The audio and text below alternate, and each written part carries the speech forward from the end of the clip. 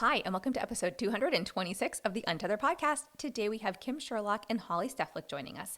Kim Sherlock is a licensed massage therapist who has specialized in the Gillespie approach, craniosacral fascial therapy, also known as CFT in Westchester, Pennsylvania. Holly Steflik is a licensed massage therapist, also specializing in CFT in Chapel Hill, North Carolina. As partners in the CFT Global team since 2015, they have trained hundreds of professionals and parents each year throughout the world. Their passion is teaching transformational CFT trainings and building a practitioner network so everyone of all ages, newborn through adult, has access to this amazing modality. Quick disclaimer, all information, content, and material of this podcast are the opinions of the speakers and is for the informational purpose only and not intended to serve as a substitute for the consultation, diagnosis, and or medical treatment of a qualified healthcare provider.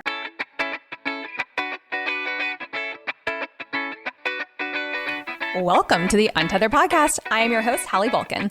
I'm a certified myofunctional therapist, feeding specialist, podcaster, business owner, and mentor. This podcast is all about getting your questions answered and collaborating with colleagues to bring you the most up-to-date information in the orofacial myofunctional therapy, airway, tethered oral tissue, and pediatric feeding therapy space. If you're new here, I challenge you to keep an open mind and join my mission to spread this message far and wide. If you've been around since June 2019, thanks for being a loyal listener. As we jump into today's episode, remember to listen with correct oral rest posture. Tongue up, lips closed, teeth apart, breathe through your nose. Let's get started.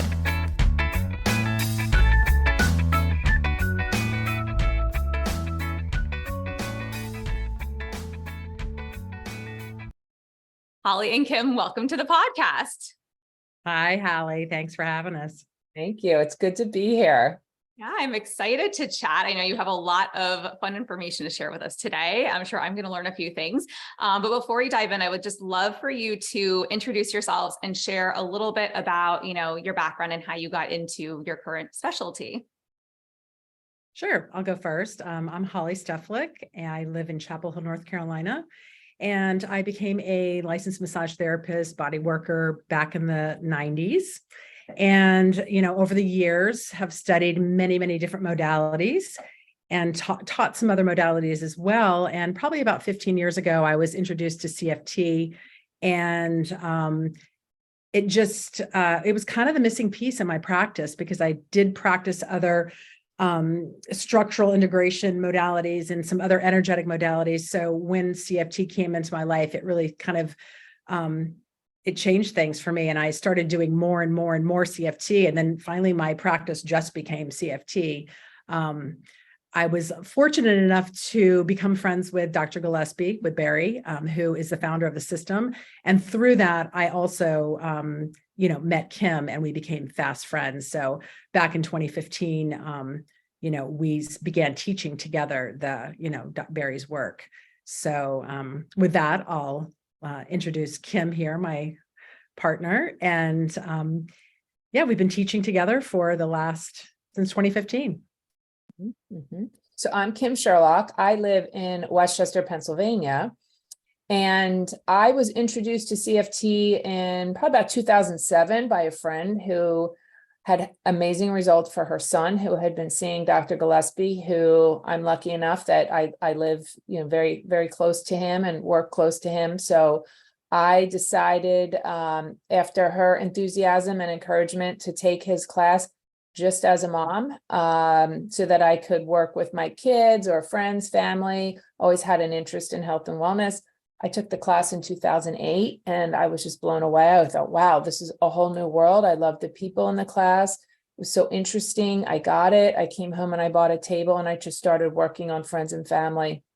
And from there, things really started to build because they started to feel so good. They started to tell people and they started to tell people.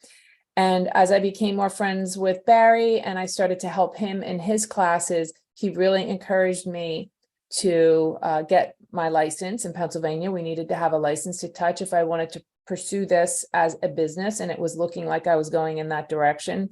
So I went to massage school, never in a million years thought I would do that. And I was ready to go. So I started practicing, and it just started to build and continually working with Barry as an instructor in the classes. And sometime around 2015, he really decided that he did not want to be traveling. We were getting requests from all over the world to teach at that point. So I went to him and I said, if you don't want to, travel and teach, we can't expect the world to come to Philadelphia. And that's when Holly and I took over the teaching, and we have developed an infant class from there, and just really upgraded and continual, as we learn, we continue to add more to the class in collaboration with Barry. And so we are loving the teaching aspect. I am still practicing, as with a private practice, the best that I can, because the teaching has really exploded, and we're very excited because the more people that we can get out practicing this work, the more likelihood when someone asks the question, hey, do you have somebody in Tulsa, Oklahoma? We can answer yes. So that's our passion, is really creating this practitioner network at this point.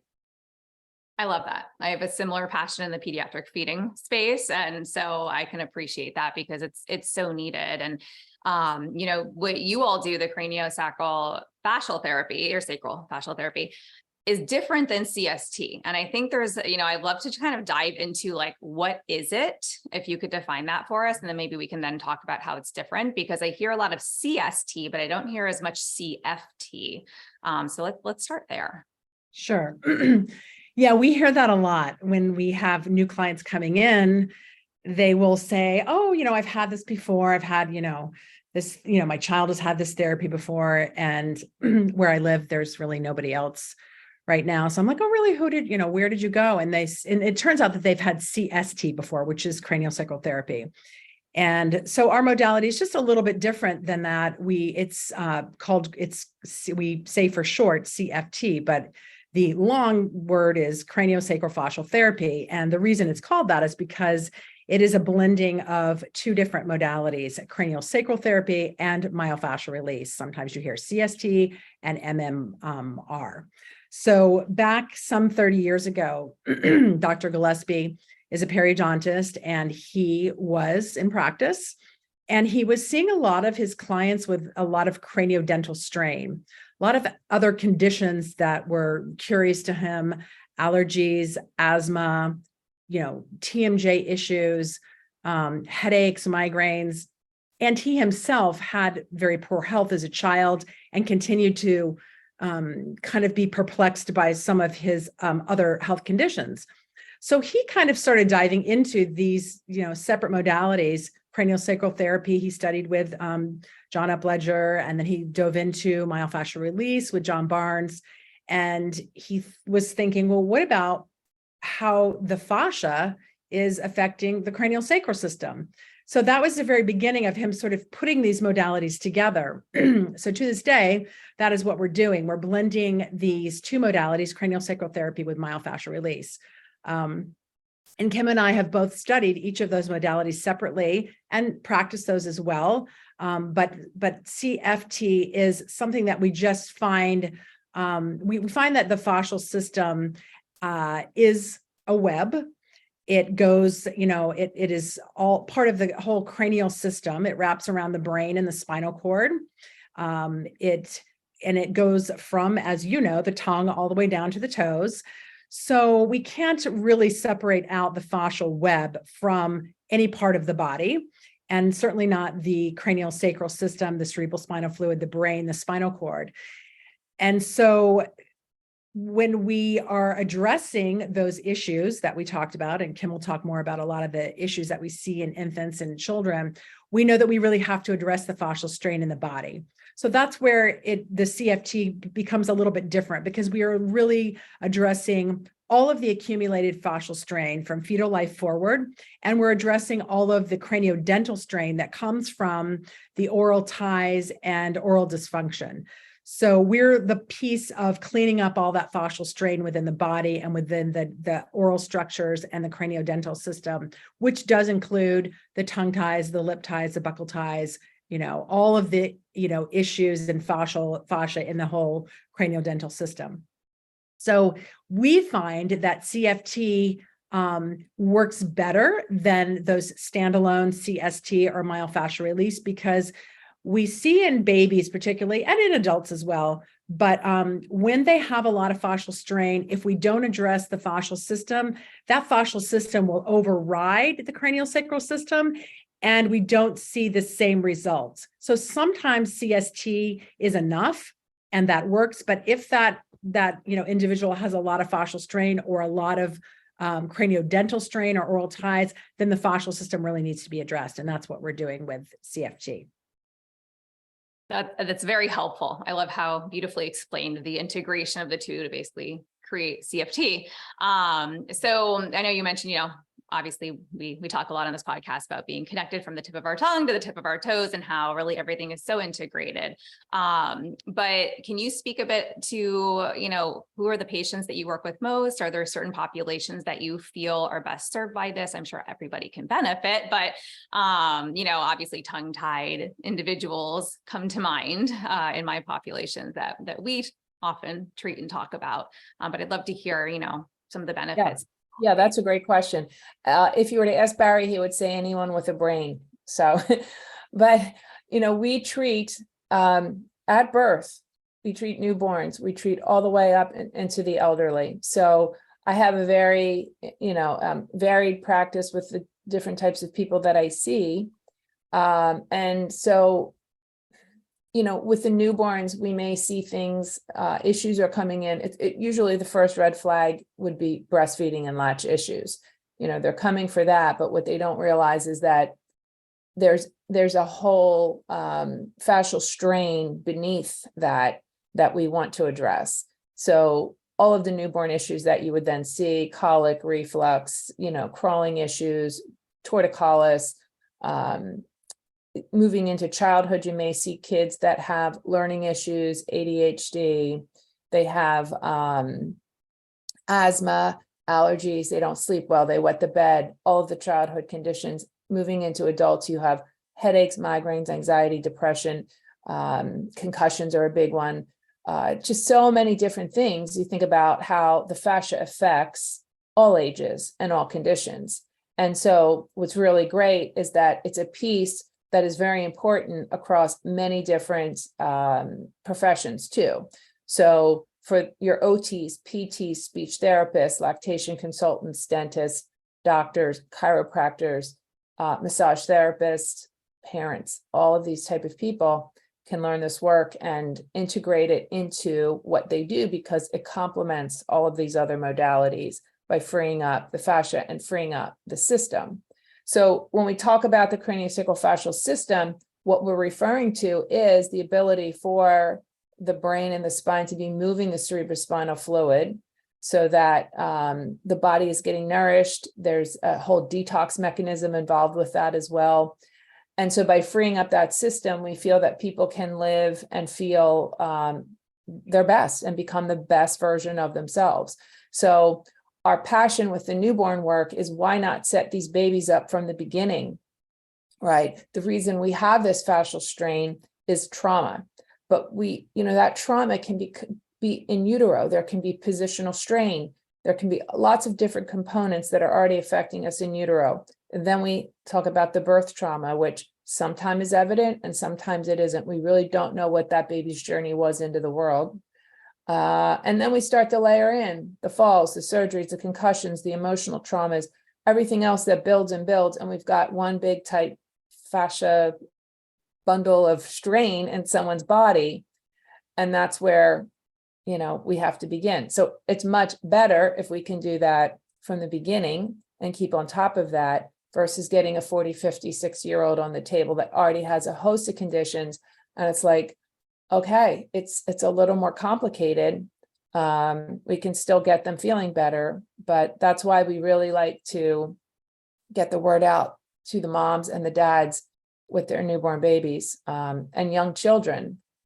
Tongue tie is something we are introduced to, really, I'd say in the last 6 or 7 years. We started to attract a lot of the dental community to our classes, where we learned so much. And it was such a light bulb moment when we realized, oh my God, that is the 50-year-old on the table. That is just a mess. And when we look at, the oral structures, the funny thing is that Dr. Gillespie was a periodontist before he discovered this. So, there's so much involved in the oral structures and the ties, and we really believe that CFT is a big part of it. Holly mentioned we talk about like cleaning up the tightness. I know there's a lot of talk out there about tongue ties, and it's a lot of different points of view. We stay out of it. Our point of view is we're going to go tight. We're going to help release any tightness that's related to fascial strain up into the point of if there is a true tie. And if there is a tie, CFT is not going to release your tongue tie, but you're going to be in optimal condition to then go to your provider and have that release done. And from the providers that I work with, they are so pleased with those releases because in addition to the myofunctional therapy that their patient's doing, in addition to the CFT, they are primed and ready to go to have just, the best possible outcome. And then we like to follow up with that patient and see them after so that we can release any residual strain. What does the protocol typically look like, whether they're going for release or not? Like, do you have, and I'm sure this is very individualized, but is there an average number of session you might see a baby versus an older adult who needs a lot more unlocking, if you will? It's a great question, and everyone will ask because they want to plan for it. My goal is to always get someone in and move them on, right? It's not like you have to keep coming back. But that said, there is always, the idea of maintenance and I'll call it just, a check-in or a tune-up. And I say to people, let me at least have, if they're coming with a specific condition, I never go into it and say, we're going to help this migraine or we're going to help this concussion. But I say, give me at least 4 sessions. And in 4 sessions, we're going to know if you're moving in the right direction, right? And if we are, then we know that their condition is related to fascial strain. Usually we see something. I've never really had nothing happen. It may not be what they came in for, but something else could be benefiting. So it's really interesting to watch how people progress with the work. So that said, I would say that for a baby too, let me at least have 4 sessions. Most of the time, within the first or second session, something great is happening.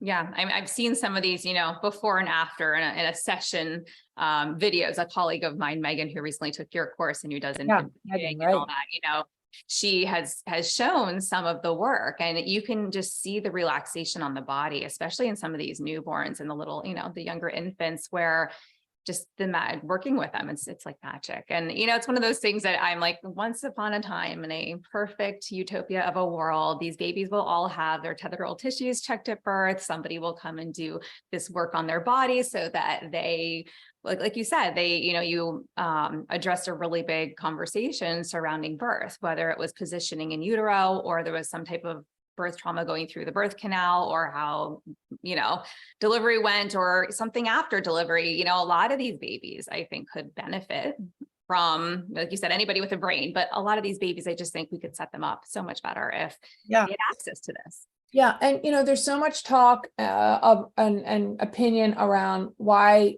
there's so many tongue ties. We don't know, but what we know as therapists are that when we see babies who have ties, they are tight.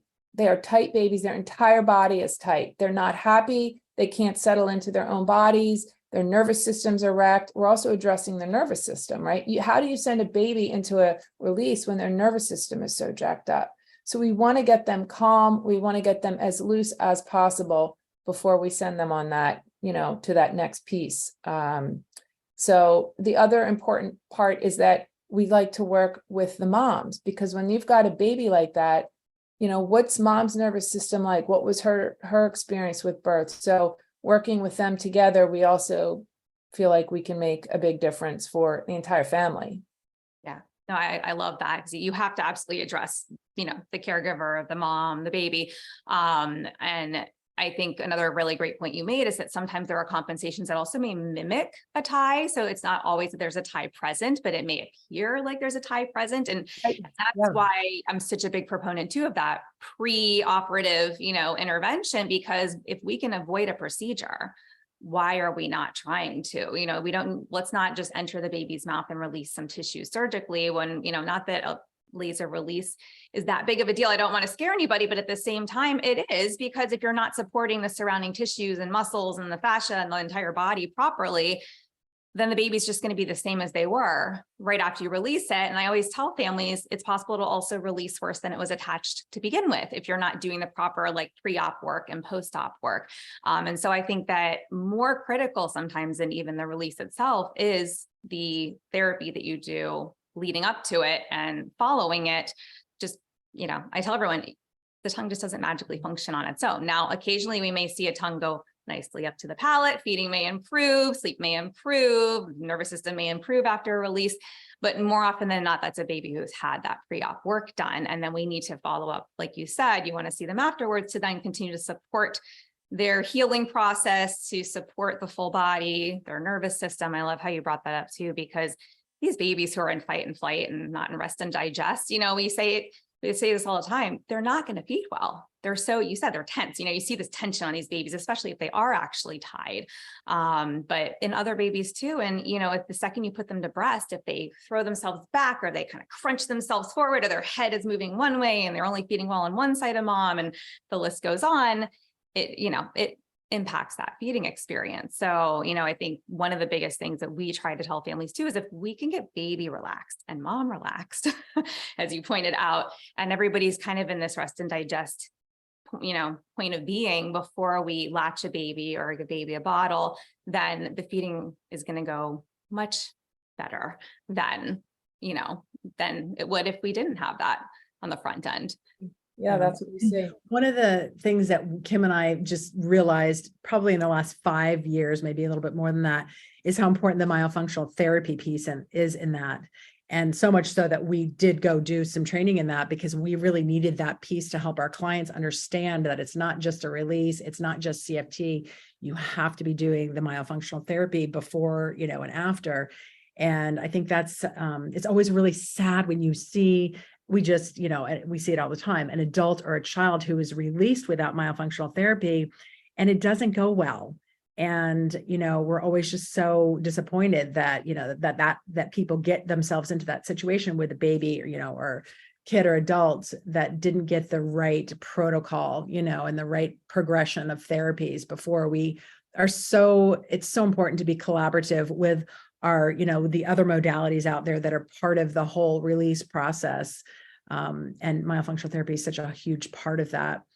Also, just, that's why we love seeing the infants and educating the parents, because oftentimes, even when they find a fantastic provider, that provider is only with them for such a short period of time, and they don't necessarily get the education about compensation. So they, and especially if the child or the infant or, doesn't get released. So they go to the provider and the provider says, they're doing okay. They're fat, they're happy, things are fine. I don't think you need it. And then we see, okay, well, I'm going to see that baby in my office in 5 years with the mouth breathing and the bedwetting and the ADHD. And then I'm going to see that adults, with the TMJ and the migraines and the nervous system dysregulation. And so we know what it turns into because those are our clients. So sometimes it's really a lot of education and a lot of information for parents to have to digest in those very early sessions when they're bringing their baby in and they're just trying to get, good enough. And we just really want them to know, this is the golden time to make these corrections. It's the least expensive to do it now than to wait when they are, preteens or adults. It's a whole different ballgame, in the release and myofunctional therapy and palatal expansion process. So it's a lot of information and a lot of education for parents to have to digest. And I'm always pleasantly surprised at those parents who've done their homework and listened to the podcast and found, they come in and they know so much. And then, sometimes we just have to help them out a little bit with, giving them the right resources so that they can have optimal, releases and moving forward with those other modalities.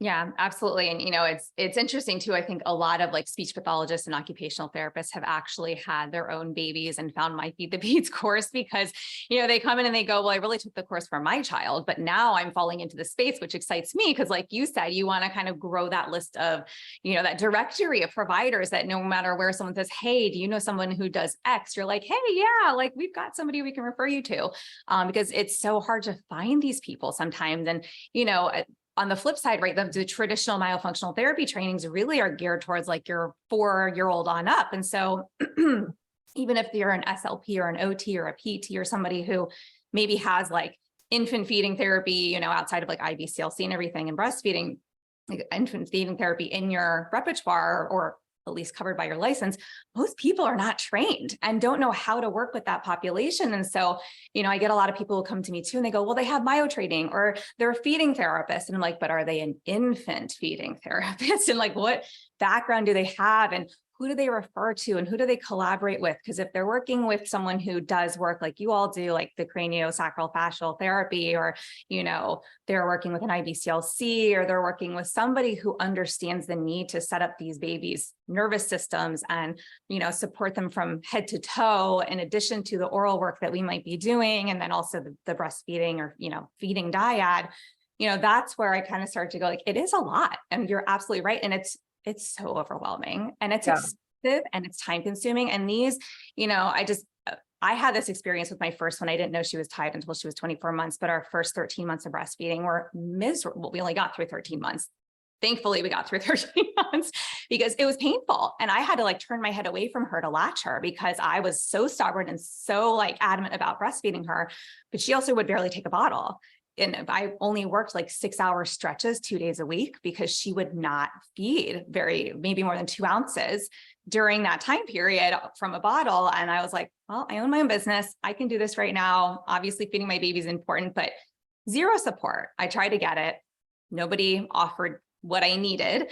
And then when I did dive into this space and started going to the people who were supposedly the people in our area, I was turned away.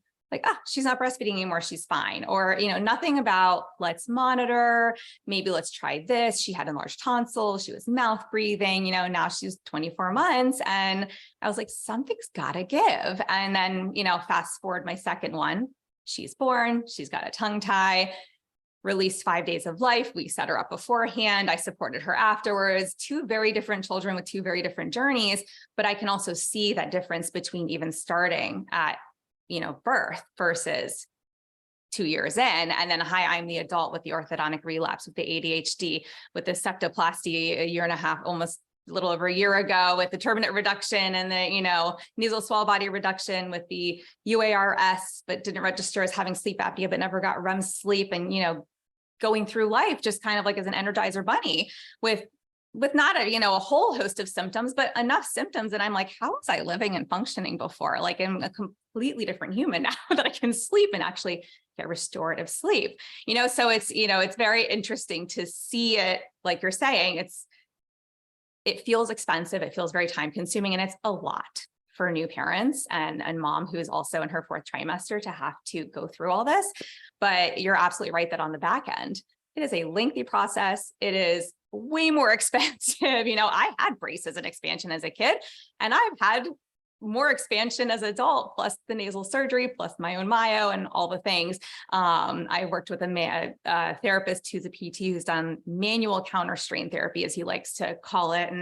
And it was phenomenal. I would go to him and I couldn't crank my appliance anymore. And I would see him. And after seeing him, I could turn my appliance immediately, and that was one of the things that really, really cued me into the necessity of looking at the entire body, because he was treating the full body, right? Like, he was not just looking at my mouth or certain areas.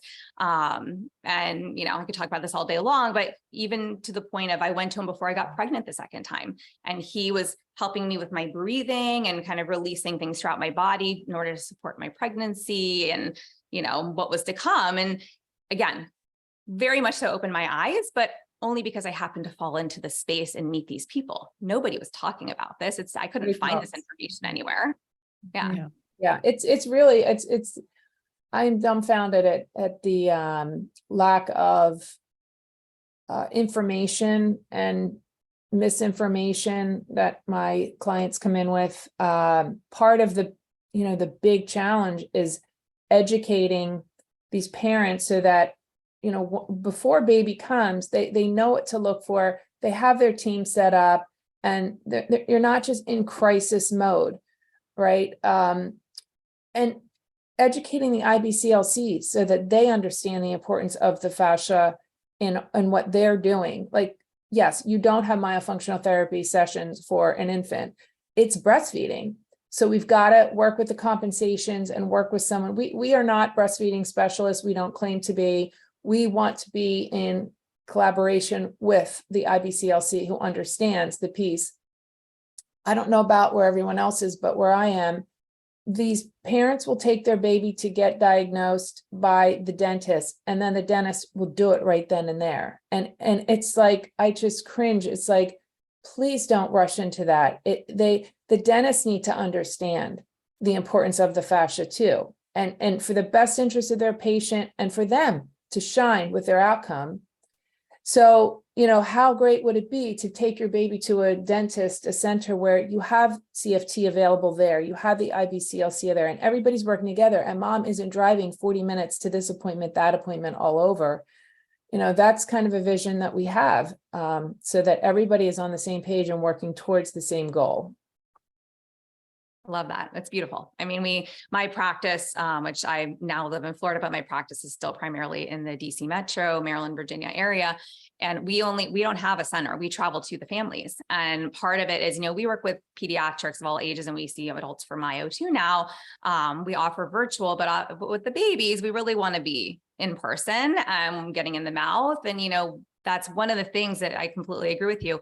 I was like, I don't want to get in the car and take my child somewhere when I'm a mom who just got home from the hospital and my baby's struggling to feed and nobody's sleeping and my hormones are raging. And like, nobody told me it was going to be this hard, right? Nobody told me what to expect. And so one of the things that I have felt very strongly about is because it's some of these centers, some people have tried to create them, and for whatever reason, sometimes they work, sometimes they don't seem to work. I think that it's a beautiful model when it does work, because there are some that I've seen in the country that like really have created what you're talking about, and these families thrive. They thrive. It's a commitment. I mean, it's a commitment by that practice, right? To collaborate in that way. And then I have some practitioners that I know that do the home visits, which is phenomenal for mom. I just saw a newborn 2 weeks ago. He was about 3 weeks old, and I had the opportunity to see the environment and to, I noticed some things that I had to kind of point out to mom in a gentle way that might serve the baby better. And so that was a great experience too. So, you can create whatever you want as a CFT practitioner. There are so many opportunities to, aside from helping others, help yourself design your own life, create your own business, follow your own passion, serve the communities that you want to serve. If you have a passion about concussions, you could have a complete niche business just working with concussions. So there's so much opportunity. We're sitting on so much. Holly and I get so overwhelmed with the knowledge that we have that we're trying to get out and share with people. Well, that's amazing. I mean, there's people who work with adults, pediatrics, we've had some like TMJ dentists or even PTs who focus on the temporomandibular joint and pain and with patients. And I think it's very cool that so basically they can come take your course. And you mentioned you have to have a license like to touch to, in order to then physically work with patients. Is that correct? We teach to everybody. We do teach to a lot of parents who want to work on their children and babies and family members and spouses.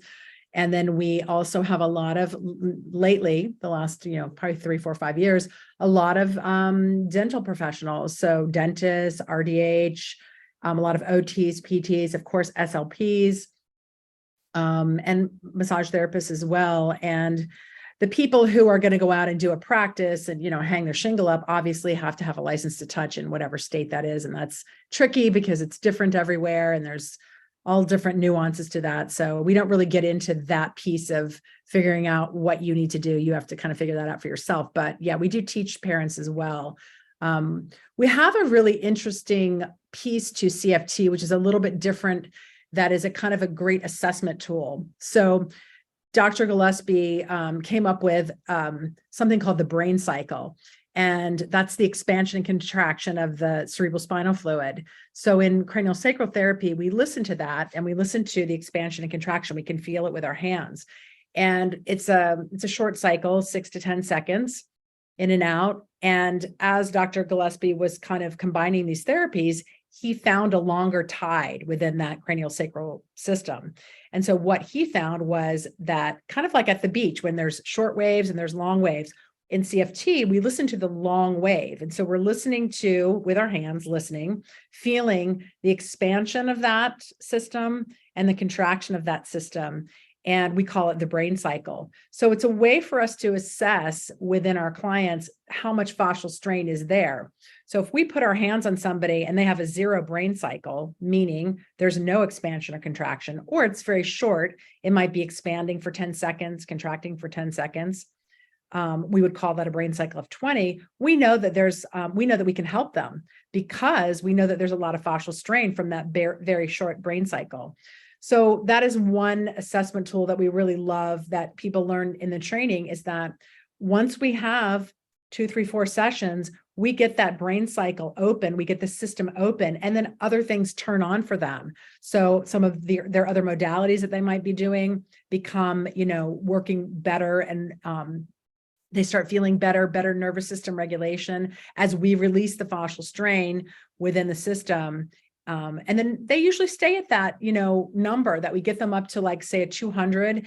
We know that the system is open and things are going to be functioning better. So we love that assessment tool that we have in the training is, we call it the brain cycle. Kim, you want to add anything about that? I just want to add, going back to the parents learning, we do have a lot of parents that will come to us who have a child, maybe they have some special needs and they really want to be able to work on their children consistently. And maybe that's a 5-10 minute little, session that they do several times a day or a week or whatever.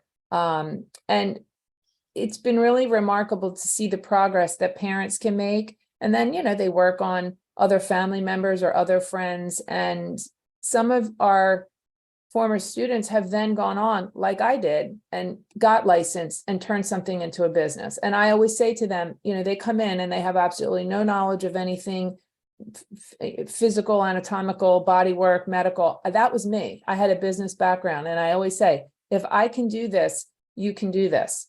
Sometimes it's even better to come in without all of that preconception and all of that information and education. And we have to really try to get our really highly educated professionals to leave it at the door and to just come in and learn CFT. When you leave, you can blend it.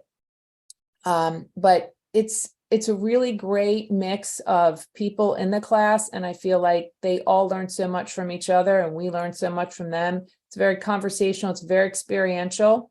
So the 3-day foundation class, people are working and trading with each other. So really profound changes happen for our students personally in that way. And then our infant class is like none other in that over the 3 days, we bring in about 30 to 40 babies. And we work in groups of 2, usually, that, each baby gets 3-4 sessions over 3 days of free body work. And as we see that, those little stories come back, the moms will say they slept like they haven't slept before. They're pooping, they started crawling, they are rolling to the other side, whatever it is, some really profound changes happen over those 3 days. The students have the opportunity to do the work and to see the changes, and they leave very inspired, like their lives are different after they leave our class. So we love that. We love teaching. We're heading out tomorrow to go teach down in Virginia Beach. We travel about once a month to cities across the country, probably getting back over to the UK next year. So that's our passion right now. That's amazing. And it's, I love hearing that, because one of the things that I tried to set out to do when I created my course was I want to make it functional. I want people to leave and understand how to assess and how to treat. Because if you're going to invest your time and your money and your energy into a course and this, new modality, or try to, expand your skill set in order to help your patients, it's very frustrating to leave and go like, well, I have ideas for 3 patients. What do I do with the rest of them? And after I do that, what happens next? And that's always been my experience for probably 90% of the courses that I've taken after grad school, thinking I'd go in with coming out this whole new skill set. And I think there's maybe 1 or 2 flagship courses that I can remember where I left going like, oh, wow, I can really apply this to my patients, adapt it, individualize it. I feel like I've got somewhere to go. And, just, I haven't taken your course, but to see my colleague Megan Thornburg that I was mentioning before, to see her immediately come right out of your course and start applying it. I mean, she has she's busy. Her schedule is full. She's in 4 different areas and plugging into, like you said, some of these clinics where they do offer more holistic services and being able to better support the patients that already exist in those clinics. I mean, she really ran with it, and it's amazing because I was like, you just took the course recently, and look at all the help that you're already offering to these patients and these babies and these moms. And so it's very cool. I think she was at a local farmer's market or something and had a table out and was just doing, some of the therapy on, some individuals who came up just to kind of give them a little taste of what it's like. And then I guess a colleague was working on her children. And so she was posting videos. And I was like, this is so cool, because just to normalize this, just to bring awareness that this even exists in a marketplace like that is phenomenal. And we need more of that. We need more of that. Grassroots, baby. Grassroots. Yeah. I mean, especially in our country right now, in the entire world, but in our country right now, everybody's nervous system is a little wrecked. We could all use a little CFT. Yeah, for sure. Yeah. So how does everybody find you if they want to take a course? Is there a website? Share that with us. Yeah, our website is very long, craniosacral-fascial-therapy.com. We call it CFT for short. And sometimes you'll see the Gillespie approach. It's obviously Dr. Gillespie was the founder of the system. So you'll see those kind of titles. So you find us there on our website, and it's we have all of our trainings up there. We have all the information is up there about explaining what CFT is, how it works, who can benefit, a lot of the conditions that go along that we see every day. And we have, like Kim said, we do about one training a month.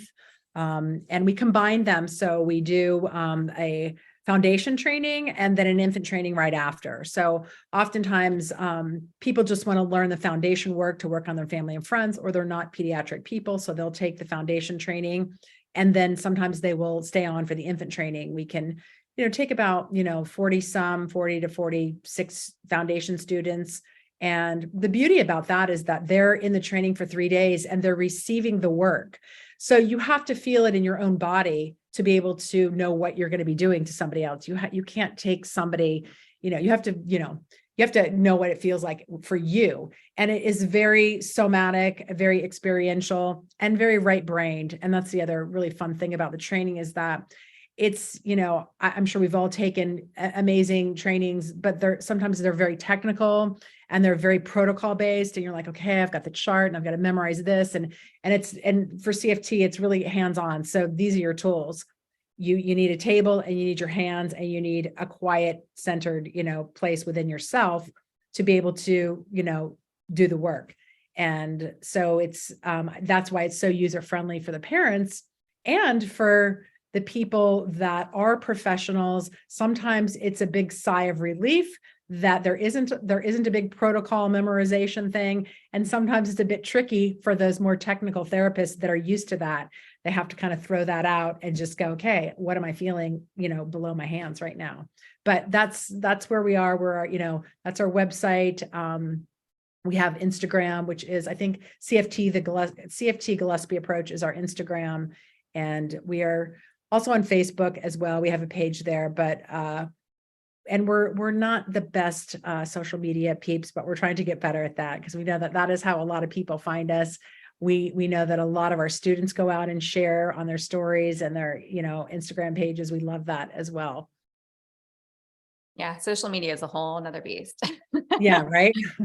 I got on there, gosh, I don't even know when it was. I was just like, oh, I should probably have some presence if I'm going to launch this business. And that was kind of my driving force this summer that I launched the podcast and everything. And that was back in 2019. And really that's the main reason why I go on there, but it's a lot. It's a full-time job, right? I mean, you could it spend your is. entire day. Yeah. I have a team because there's just no way. I mean, it's me and my DMs, but like otherwise, like I'm not the one who's posting things. I am helping craft things, but the rest is handled by the team because it's a full-time job. Yeah. It is a major time suck. So, but it's great. I think it's a great place to get information out there if you can. And I love the work that you guys are doing. And I think it's really cool that parents are able to access this training for themselves, for their families, their own children. Cause I know there's so many parents that want the information. They want to be able to help their children. And I think on the flip side too, is, even when they come to us for like feeding therapy or for like a myofunctional therapy patient, we may be working with them, but then we're sending them home with education and like what they have to carry over for the week until they see us again next week. And so, I think being able to empower parents and train them is just absolutely incredible. So I love that is an option. And I guess, if a parent, I'm sure you guys get lots of parents, but I'm also sure there's probably parents who are a little intimidated by it. Can you speak to, a parent who's kind of like, oh, I'd really love to take this course, but I don't know if like I'm going to be able to actually carry this out, or this kind of just seems a little out of my wheelhouse. Do you get parents who ever message you and Yeah. When we, in the beginning of class, we like to go around the room and just everybody introduces themselves. And so I have labeled them the Just a Moms because their introduction is, I'm just a mom. And it's like, you're just everything, I was just a mom. And so that's what I said, if I can do it, you can do it. And so they really are, they're so wonderful and open, and they come with, I think, the most open heart and the most open mind out of anybody in the class. So we highly encourage it. Why not have this tool in your tool belt as a parent, to work on your kids, your spouse, your family? It's really quite remarkable. And it goes without fail. After every class, we will hear something that week, a text or an email from the Just a Moms about the difference that they made by working on somebody in their family. And it's always about gaining the confidence. Everybody leaves and you have the self-doubt. I didn't get it. I don't think I'm any good at this. Just go try, go practice. And we promise you that things will start to happen, and you start to build these little success stories, and your confidence builds. And before you know it, you're off and running, and you can figure out what you want to do with CFT from there. If it's just work on your family and friends, great. If it becomes something bigger, that's great too. Yeah, no, that's incredible. Again, I love this. I love what you're doing. I think really empowering the moms. And I always try to tell parents, like, I'm just a mom too. And really my own children threw me into where I am now. My specialty was feeding with like toddler on up, and I was not in the myo space. I didn't know what a tongue tie was before I had babies. I was just a mom. And then on the flip side, even as a professional in this space, when you have your own child, you forget everything you know. And so it all goes out the window and you're like, wait, I thought I was the one who specialized. I don't want to leave out the Just a Dads. We're getting a lot of dads, a lot of couples. It's really great to see the partnership between parents for their.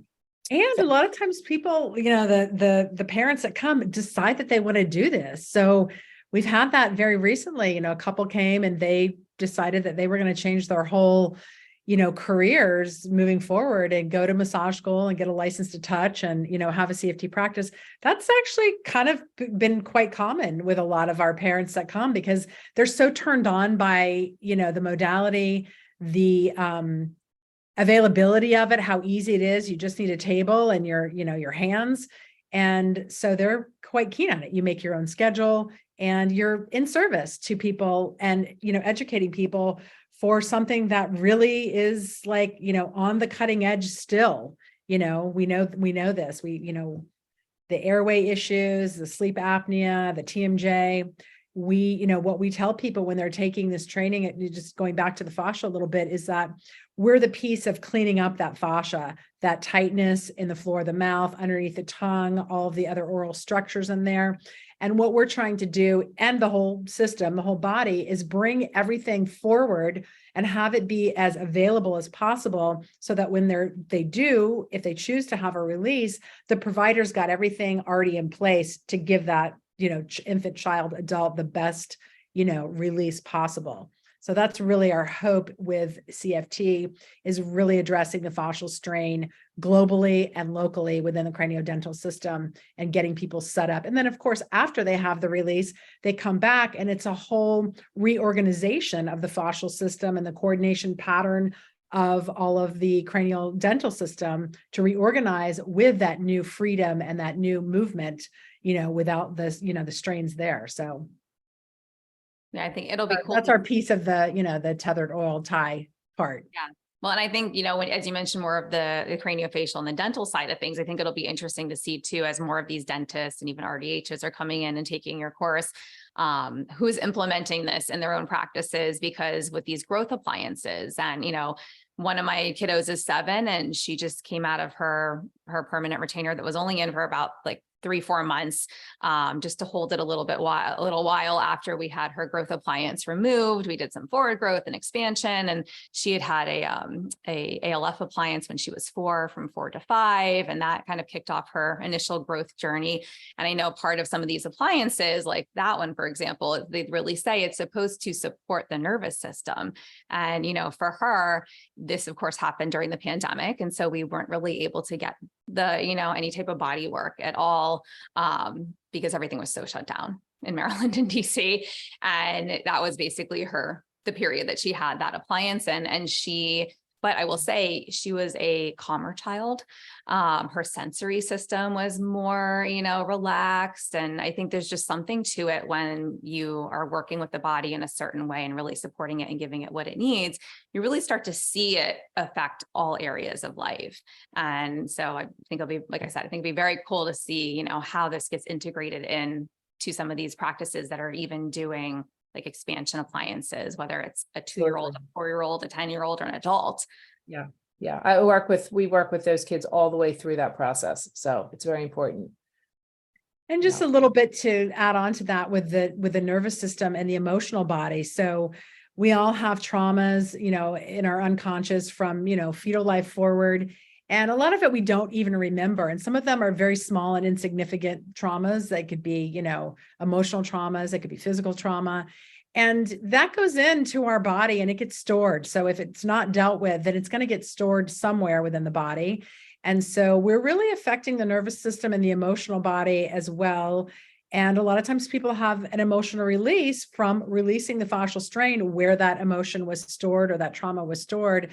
So sometimes they're not expecting that at all. They don't even know what it's about. So we really want people to know that it's not just about, releasing physical, fascial strain, but the fascia holds all the emotions and all of the memories.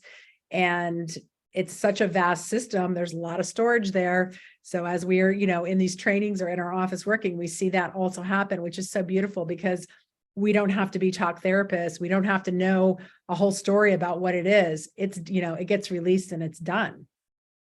Do you see, I've actually had a friend tell me about this and she explained her experience to me, but how do people typically react? Like, do people cry or people kind of like, do they have like a They can, yep. There can be an emotion. It could be, I had a little girl very recently who was her first CFT session and she had a lot of trauma. I think 3 of her grandparents died within a month. And then she was in a car accident and she came in with her mother. Her mom got a session. She watched it. She was just a happy, kid. And she got on the table. And as we started to work, she had this very big emotional release and started, just like kind of quietly crying. We didn't have to talk about it. I just kind of asked her what she needed and we continued the work. And then I didn't know that there was all this trauma up front. So then the mom, and she got up off the session and ran out of the room. And the mom explained to me, yeah, she's had a lot of emotional trauma recently. And I think that's what that was. So then I saw her, she asked to come back and she came back for her second session. and it was great. So there was, no tears. But sometimes it is tears, sometimes it's laughter, that's also a release. People experience that as well. And it's just great to see, because we're helping somebody, and we don't have to have a big story around what it is or how it happened or how we're going to get rid of it. We let the body, the innate wisdom knows how to heal itself. And we're there to be support and witness that, for our clients on the table. It's beautiful. And, when a child asks to go back somewhere, that they thoroughly enjoyed the experience. And it's, it's like one of those things too, where the child's like, more, please. Like, I want more, because that felt good. And that's, they recognize things that support them. And so I love that it removes the verbal communication part of it too, because a lot of the children that we work with don't have that ability. And that's something they might struggle with too. So for them to be able to have that kind of an experience and to just have a smile on their face, or to know that they want to come back and they're happy to see you, they ask for the person, it's always such a big testament to like the work that is being done. So it's incredible. Yeah. Very cool. All right. Well, we will make sure that the craniosacral fascial therapy.com link is in the show notes. It'll be right under the episode, everywhere this appears. But is there anything else that you want to discuss or share with us before we start to wrap up?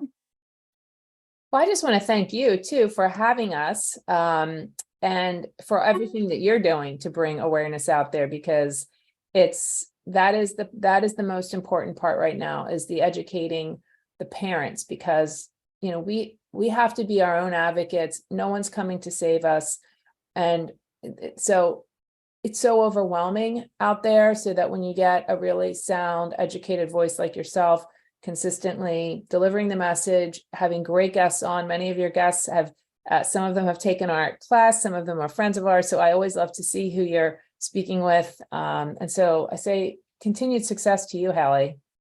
Well, thank you. I appreciate that. And it's one of those things that I love doing it. I love meeting individuals who are like-minded and who are supporting patients holistically, and sometimes in different ways than, the traditional narrative. So thank you for joining me and for sharing this. And, I think towards the end of the episode here too, we just touched on some other things that were really beautiful that, dives into kind of the other side of my life, where I've become this more like holistic person and, very, we won't dive into all of it, but I've dived into homeopathy, and I've just started looking at like what else is out there that we can use to support our body function, better on a daily basis, that maybe I'm not going to be told about when I go to my traditional practitioners. So I think the more that we can open everyone's eyes to the options of what's out there and the successes that people are having with, like CFT, for example, my hope is that these will be, the treatments of the future,